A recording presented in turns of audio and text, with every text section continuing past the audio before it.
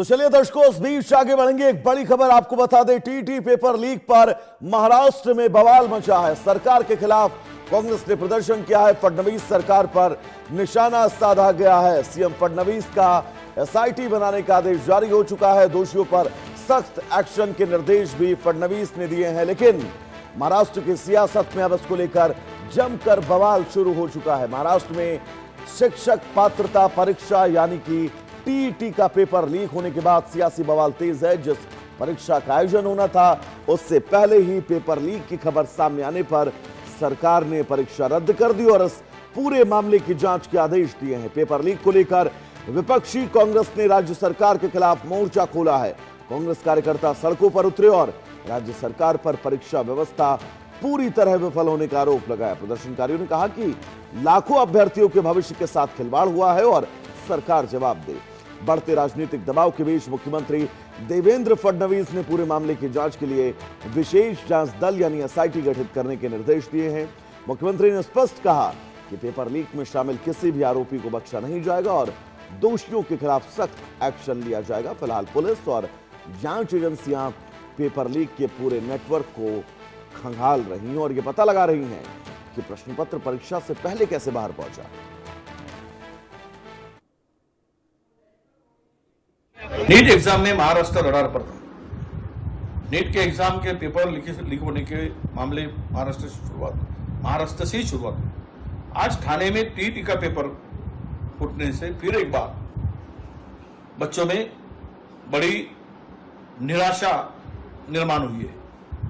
ये जो बच्चे कोई भी एग्जाम के लिए दिन रात मेहनत करते हैं, उनके पेरेंट्स दिन रात उनको साथ देते हैं और ये सब होने के बाद जब एग्जाम सेंटर पे जाने के बाद ये पेपर लीक होने की घटनाएं सामने आती है तो हमें शर्म करनी चाहिए, शर्म आनी चाहिए।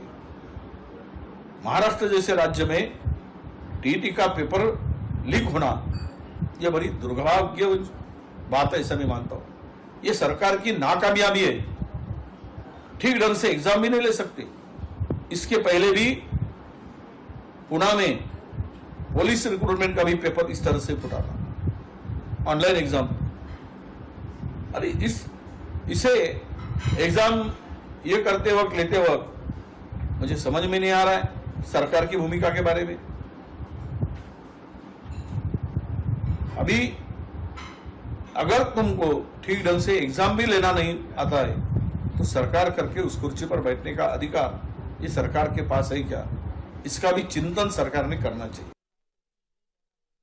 महाराष्ट्र में टीईटी एग्जाम होने वाले थे और उसके पेपर लीक का जो प्रकरण आया अपने आप में बहुत ही दुर्भाग्यपूर्ण घटना है।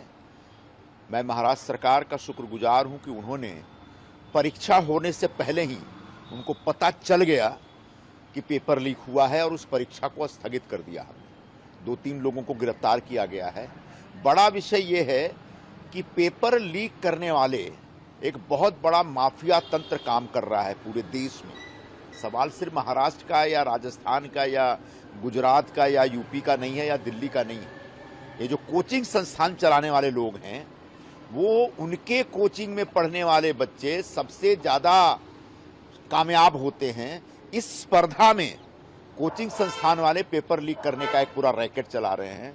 मैं सरकार से निवेदन करूंगा कि इस पूरे प्रकरण को गंभीरता से लिया जाए और दिल्ली से लेकर मुंबई तक ऐसे सख्त कानून बनाए जाए कि आइंदा कोई पेपर लीक करने की हिम्मत ना करे।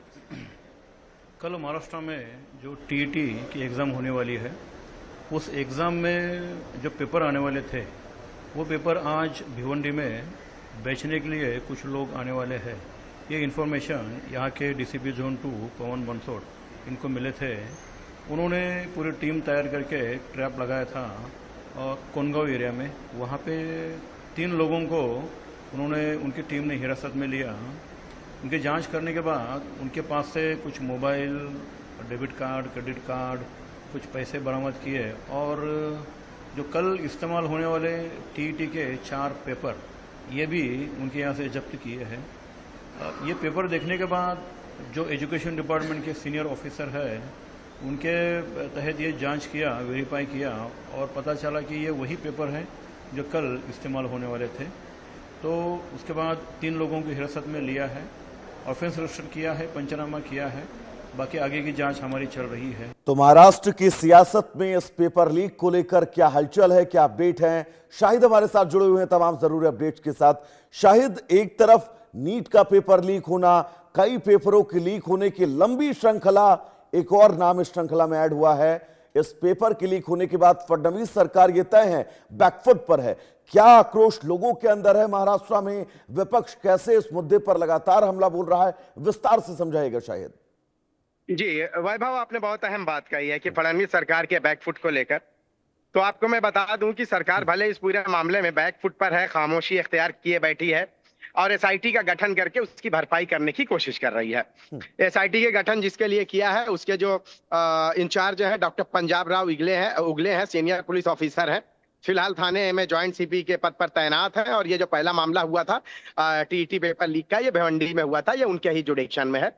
वो इससे पहले भी जो है मुंबई पुलिस और महाराष्ट्र पुलिस के कई अहम ओहदों पर रह चुके हैं। उन्होंने इकोनॉमिक ऑफेंस विंग में भी जो है कई अहम भूमिका निभाई है। मुंबई और डब्ल्यू में उन्होंने उस दौरान अपने समय में सिटी लिम्बोजियन चिट फंड केस को भी जो है बेनकाब किया था। अब आते हैं कि सरकार ने जो है इस पर बैकफुट तो किया है, लेकिन सरकार के जो नेता हैं, जो सियासी पार्टी के मौजूदा वक्त के जो लीडर हैं, वो इस आड़ से भी जो है अपनी पीठ थपथपाने से बाज नहीं आ रहे हैं। अभी संजय निरुपम का ही आपने बयान सुना है, वो इसमें भी सरकार को बधाई दे रहे हैं कि परीक्षा होने से एक दिन पहले ही पकड़ लिया गया। सबसे अहम सवाल यह है कि पकड़ लिया गया, नीट का लीक हुआ, फिर टीटी का लीक होता है, इसमें भी सरकार की जो है वाहवाही है। जबकि फडणवीस सरकार तो इस मामले में जो है बैकफुट पर रही है। उन्होंने जो सरकार की तरफ से पुख्ता कदम है एसआईटी गठन के, वो उठाए गए हैं। दूसरी अहम बात यह है कि जो लोग हैं विपक्ष है, विपक्ष के पास तो ये मुद्दा है, बहुत बड़ा मुद्दा है कि भाई अगर छात्रों का भविष्य आप जो है महफूज नहीं रख सकते, तो फिर इस तरह के एग्जाम किस बुनियाद पर आप कराएंगे? ये तो विपक्ष इसी बात को लेकर जो है सत्ताधारी पक्ष को जो है घेरने की कोशिश कर रही है। महाराष्ट्र में अगर हम बात करें, टीटी के पेपर से पहले भी जो है नीट के पेपर लीक हुए हैं। यहाँ नीट के पेपर की जो आग है वो अभी तक तो ठंडी हो नहीं पाई और ये टीटी के लीक हो गए। तो जाहिर सी बात है कि सत्ताधारी जो पक्ष है वो छात्र और छात्रों के भविष्य को लेकर जो है मौजूदा जो सत्ताधारी पक्ष है, विपक्ष, उसको घेरने की भरपूर कोशिश कर रहा है। अब चूंकि इस पूरे मामले में एसआईटी का गठन किया है और डॉक्टर पंजाब राव उगले के हाथों जो है यह जिम्मेदारी सौंपी गई है, पेपर लीक की सूचना के बाद जो है थाने के भिवंडी इलाके में कई जगहों पर छापेमारी भी की गई है। और जो इसके बाद जो है एग्जामिनेशन काउंसिल के अफसरों को भी बुलाकर जो है पेपर जब्त कराया गया। और जब मैच कराया गया तो ये वही पेपर थे जिनके जो है एग्जाम होने वाले थे। और पुलिस ने यह भी बताया है कि इस मामले में 3 लोगों को तो हिरासत में लिया गया है, मास्टरमाइंड फरार है।